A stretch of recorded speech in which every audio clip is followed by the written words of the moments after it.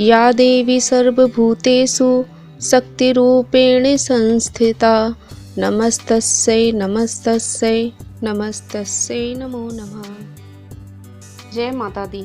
आज हम माता सप्तशती का चौथा अध्याय श्रवण करेंगे। इंद्रादि देवताओं द्वारा देवी की स्तुति।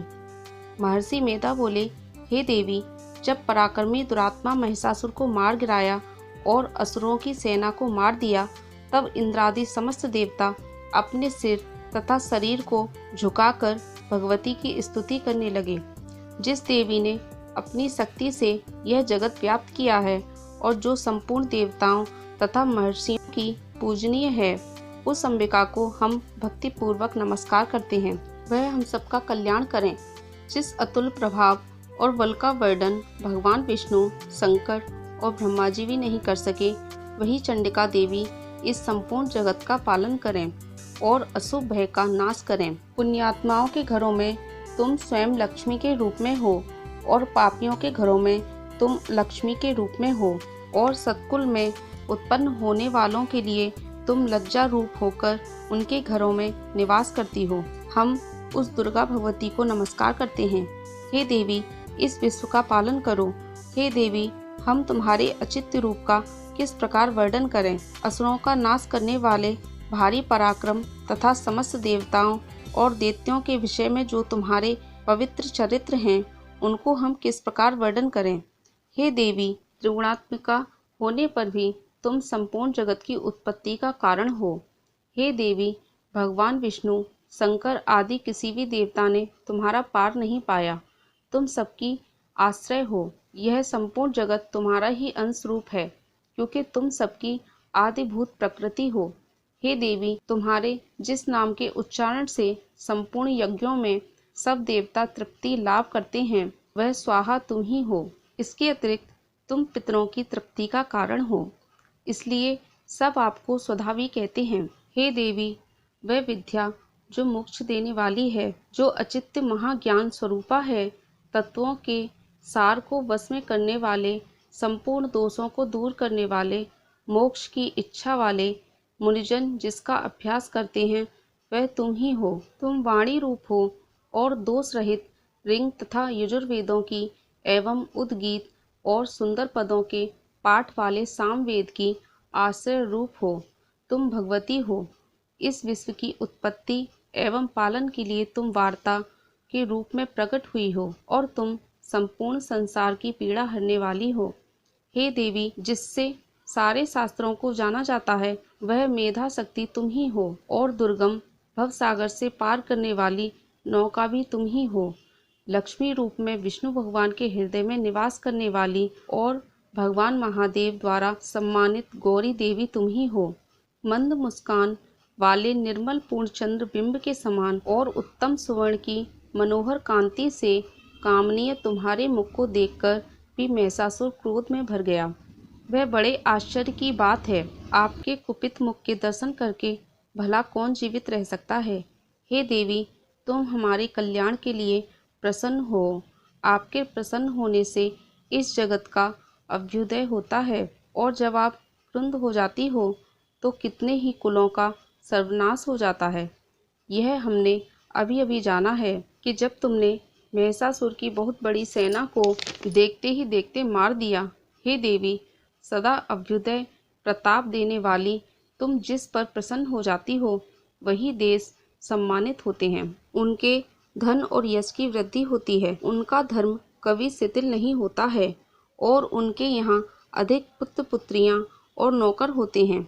हे देवी, तुम्हारी कृपा से धर्मात्मा पुरुष प्रतिदिन श्रद्धा पूर्वक यज्ञ करता है और धर्मानुकूल आचरण करता है और उसके प्रभाव से स्वर्गलोक में जाता है, क्योंकि तुम तीनों लोकों में मनवांछित फल देने वाली हो।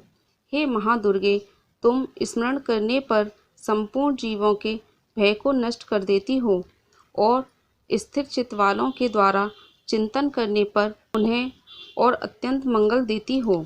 हे दारिद्र्य दुखनाशिनी देवी, तुम्हारे सिवा दूसरा कौन है। तुम्हारा चित्त सदा दूसरों के उपकार में लगा रहता है। हे देवी, तुम शत्रुओं को इसलिए मारती हो कि उनके मारने से दूसरों को सुख मिलता है। वह चाहे नरक जाने के लिए, चिरकाल तक पाप करते रहे हो, किंतु तुम्हारे साथ युद्ध करके सीधे स्वर्ग को जाएं, इसलिए तुम उनका वध करती हो। हे देवी, क्या तुम दृष्टिपात मात्र से समस्त असुरों को भस्म नहीं कर सकती? अवश्य ही कर सकती हो, किंतु तुम्हारा शत्रुओं को शस्त्रों के द्वारा मारना इसलिए है कि शस्त्रों द्वारा मरकर वे स्वर्ग को जाएं। इस तरह से हे देवी, उन शत्रुओं के प्रति भी तुम्हारा विचार उत्तम है। हे देवी, तुम्हारे उग्र खंडक की चमक से और त्रिशूल की नोक की कांति की किरणों से असुरों की आंख फूट नहीं गईं। उसका कारण यह था कि वे किरणों से शोभायमान तुम्हारे चंद्रमा के समान आनंद प्रदान करने वाले सुंदर मुख को देख रहे थे। हे देवी, तुम्हारा शील बुरे वृतांत को दूर करने वाला है, और सबसे अधिक तुम्हारा रूप है जो न तो कभी चिंतन में आ सकता है और न जिसकी दूसरों से कभी तुलना हो सकती है। तुम्हारा बल पराक्रम शत्रुओं का नाश करने वाला है। इस तरह तुमने शत्रुओं पर भी दया प्रकट की है। हे देवी, तुम्हारे बल की किसके साथ बराबरी की जा सकती है, तथा शत्रुओं को भय देने वाला इतना सुंदर रूप भी और किसका है?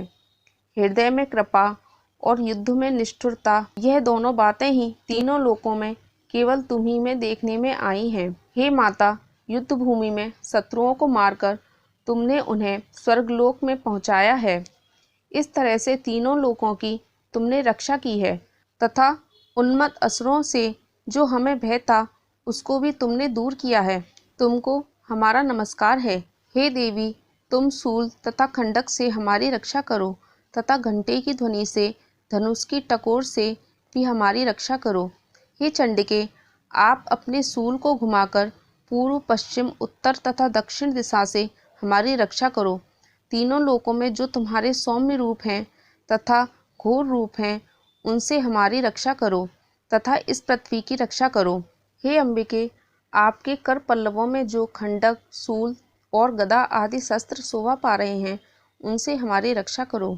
महर्षि बोले कि इस प्रकार जब सब देवताओं ने जगत माता भगवती की स्तुति की और नंदवन के पुष्पों तथा गंध अनुलेपों द्वारा उनका पूजन किया, और फिर सबने मिलकर जब सुगंधित व दिव्य धूपों द्वारा उनको सुगंधि निवेदन की, तब देवी ने प्रसन्न होकर कहा, हे देवताओं, तुम सब मुझसे मनवांचित वर मांगो। देवता बोले, हे देवी, तुमने हमारा सब कुछ कार्य कर दिया है।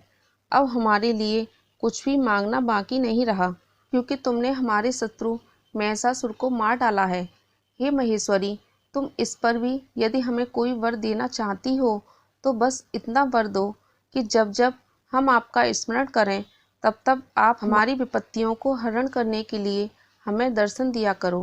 हे अंबिके, जो कोई भी तुम्हारी स्तुति करे, तुम उसको वित्त संपत्ति और वैभव देने के साथ उनके धन और स्त्री आदि संपत्ति बढ़ावें और सदा हम पर प्रसन्न रहें। महर्षि बोले, हे राजन, देवताओं ने जब जगत के लिए तथा अपने लिए इस प्रकार प्रश्न किया तो बस तथास्तु कहकर देवी अंतर्ध्यान हो गई। हे भूप, जिस प्रकार तीनों लोकों का हित चाहने वाली भगवती देवताओं के शरीर से उत्पन्न हुई थी, वह सारा वृतांत मैंने तुमसे कह दिया है, और इसके पश्चात दुष्ट असुरों तथा शुम्भ निशुम्भ का वध करने और सब लोकों की रक्षा करने के लिए जिस प्रकार गौरी देवी के शरीर से उत्पन्न हुई, वह सारा वृतांत मैं यथावत वर्णन करता हूँ। चौथा अध्याय समाप्त होता है।